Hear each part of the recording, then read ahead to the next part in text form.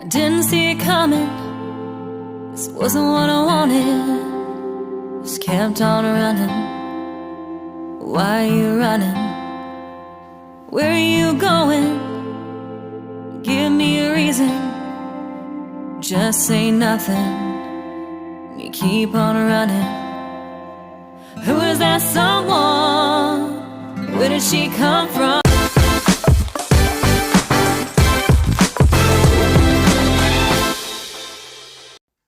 Hey guys, welcome back to the channel. For this tutorial, I used 5 meters of fabric to recreate this trouser. The length of my trouser is 44 inches plus 1 inch seam allowance, and I have here 3 yards and 16 inches according to the length of my trouser. The rest of the fabric will be used for the waistband, the pockets, and to complete the length of our back panel. So the length of your trouser actually determines the amount of fabric to be used.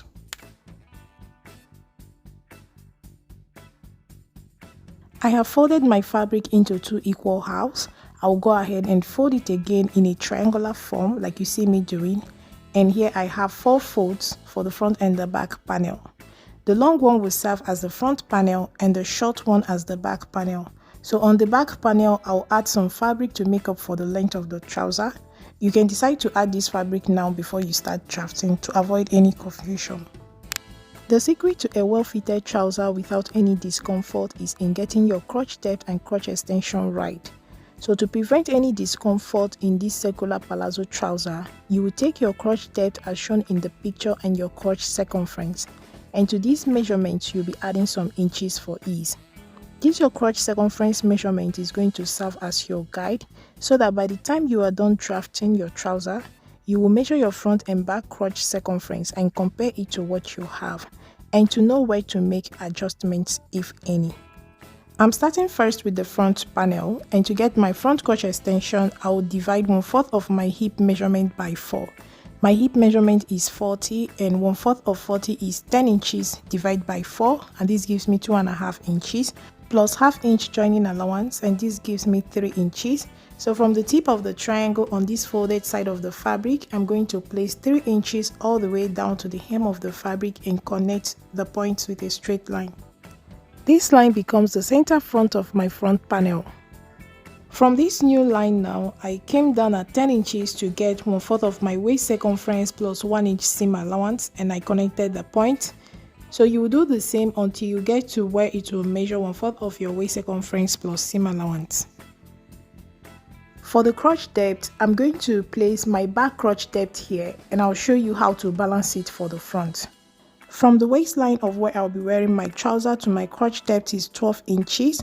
So this is how to take your crotch depth, and to this I will add 2 inches for my back rise, just the way we draft the back panel of a trouser, plus 1 inch for ease, and this total to 15 inches.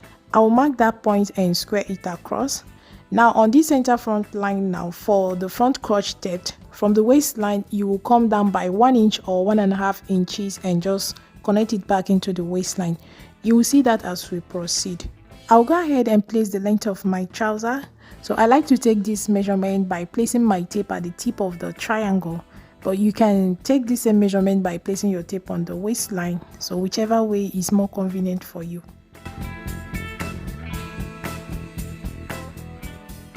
So guys, I've done that. Like I earlier mentioned, the long fabric will serve as the front panel. The joining will be on the back panel only. So I just realized that I have not drawn in my front crotch curve.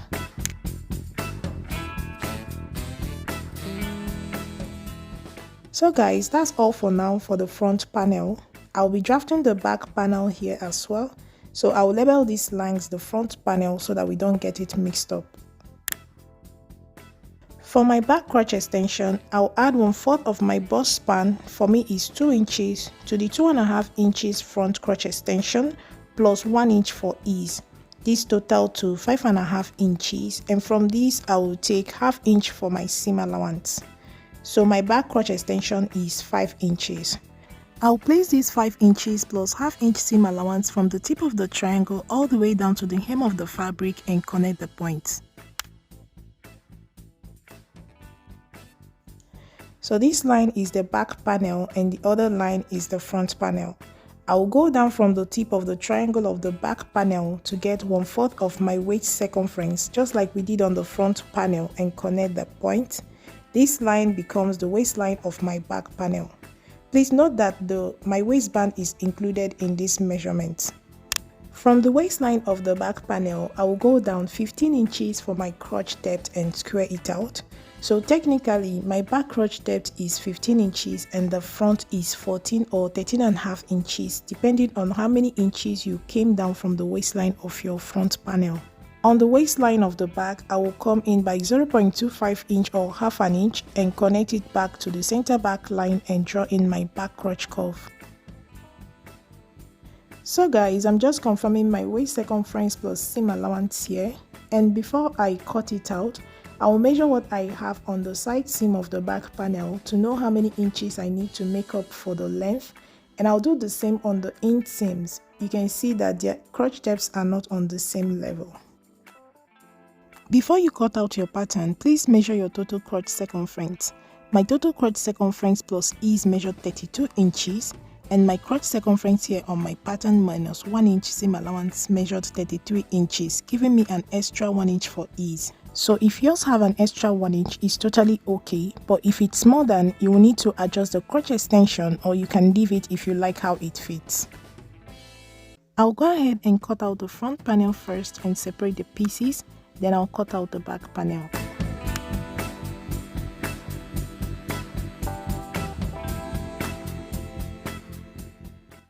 I'll be adding some fabric on the back panel to make up for the length of my trouser. Once you have added that extra fabric on the back panel and you're using the front panel as a template to cut out the back, you will match up the front crotch to the back crotch and ensure that the sides of their waistline are on the same level. Then you cut out the back panel. From the waistline on my front panel, I came down by 1 inch here in the video, but later increased it to 1.5 inches and blended it back into the waistline. So my front crotch becomes 13.5 inches and that of my back becomes 15 inches. I'll go ahead and cut it out. Then I will mark out the width of my waistband. The width of my waistband is 2 inches. I'll connect the point. Then I'll take ½ inch from my waistband for the joining allowance and cut it out. So what I'll be cutting out as my waistband is 1.5 inches.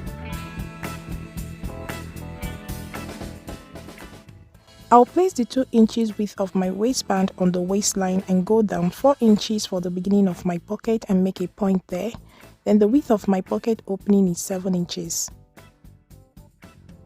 This piece now will serve as a pattern to cut out the perfect waistband for your trouser. Please do not use a long strip of fabric. You can see that the piece is slightly curved. So you will measure the circumference on your trouser and use that measurement to cut the hem of your waistband. I'll go ahead and do the same for the back panel. Add the piece to make up for the length of my trouser, cut out the waistband, the pockets, and we'll move to the sewing part. I went ahead and made a pattern out of these in case I need to make this trouser again with a plain fabric that will not require joining on the back panel. So this pattern is going to serve for the front and back panel. I will only make adjustment at the crotch extension and crotch depth for the front panel. I have my pieces all cut out. I have my invisible zipper. I have the waistbands with their lining for the front and back panels, and I've added a lightweight interfacing on them. I have 4 pieces of the pockets here, 2 pieces on each side. These pockets will be attached from the waistline.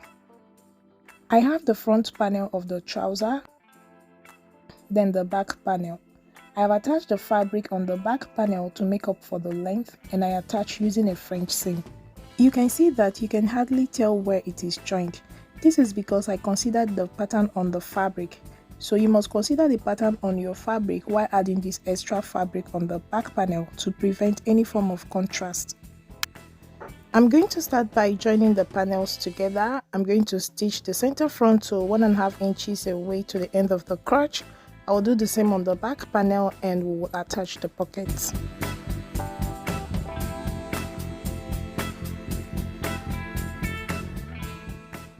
I have joined the front panels and I went ahead and attached one side of the pocket.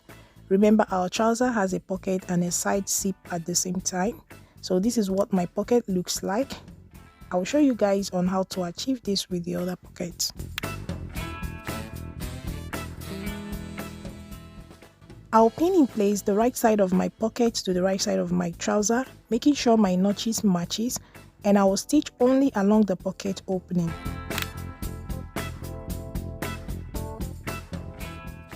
Once that is done, I will notch on the beginning of my pocket close to the seam line and at the end of the pocket as well. I will trim down the seam allowance along the pocket opening, overlock the raw edge, top stitch the seam allowance to the pocket to make it lay nice and flat.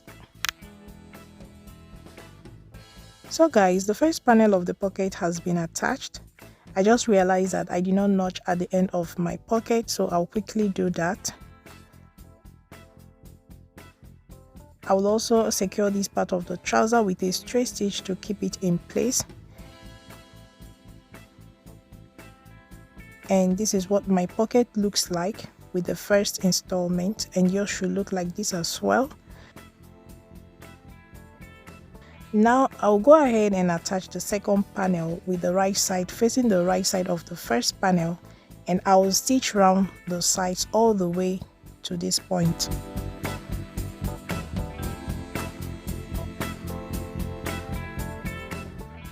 I have done all that I said, and you can see that my pocket has taken shape. If I flip it under, you can see the seam allowance on the back panel of the pocket. That's where I will attach the zipper and also attach the back panel of the trouser. Before I go ahead and install the zipper, I'll go ahead and install the waistbands first. So with the right side of my waistband to the right side of my trouser, I'll go ahead and attach with a straight stitch for the front and back panels. I have attached the waistbands and have also marked out my waist circumference. I will label it left and right to help me know on which side of the trouser to install my zipper. Mine will be on the left. I'll go ahead and pin my invisible zipper in place, following the line on my waistline and along the seam allowance of the pocket.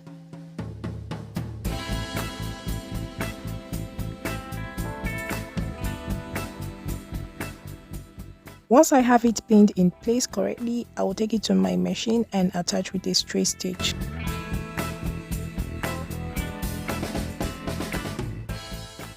So guys, I've attached the first part of the zip and you can see my pocket opening all on the front panel of my trouser. I will trim off the excess and I will attach the back panel to the front panel. To attach the back panel, I will pin it in place along the seam allowance of the pocket, making sure I do not catch the pocket opening. But if you are new to this, I will suggest you tack it down first before you go in with your stitches. So once everything is nice and good, I will take it to my machine and attach with a straight stitch. What I usually do as I sew is to fill the edge of the pocket opening so as to not stitch on it, and I'll take this stitch all the way down to the hem of my trouser. I have stitched close one side of the trouser that has no zipper, and this is what I have. Then on the other side of the back panel where I have my zip, I will attach the other side of the zipper on it. I'll go ahead and pin my zipper in place on the back panel, and please make sure the waistlines of your front and back panels matches. And once everything is nice and good, I will attach with a straight stitch. I've attached the other side of the zip to the back panel, and this is what I have. I will measure the length of my zip. For me is 10 inches and make a point there. The length of this zip should be wide enough for you to wear your trouser. I will then turn my trouser to the wrong side and stitch from that point all the way down to the hem of my trouser.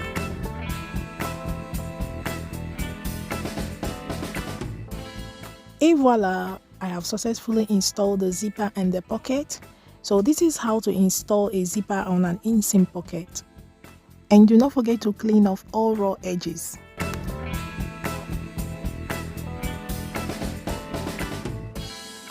The next thing I'm going to do is to stitch close the crotch. So someone asked in one of my trouser video why I leave some inches at the crotch. The reason is because I find this method more convenient and it gives me a precise and clean finish. So I'm going to start by stitching close the legs of my trouser first and overlock the raw edges.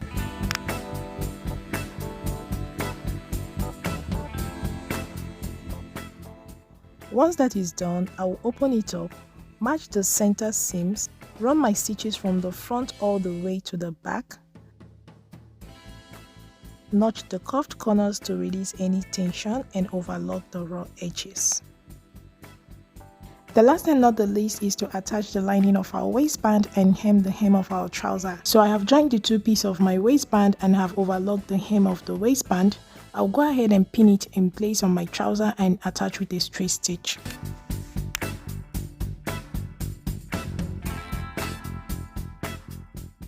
Once that is done, I will zip close the trouser to ensure that the waistline are on the same level. Then I'll go ahead and make my notches and top stitch the seam allowance on the lining.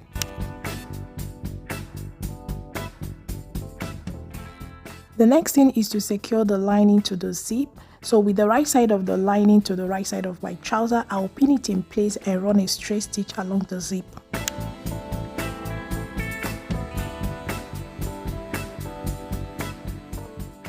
So guys, I have secured the lining to the zip and this is what yours should look like when you turn it out to the right side.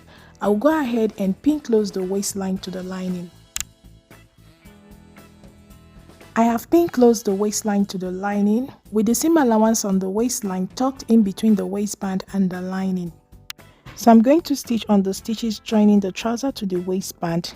This stitch is called a stitch in a ditch and does not show on the waistband. And that's practically all there is to this tutorial. I'll go ahead and hem the hem of my trouser off camera and I'll show us the final look.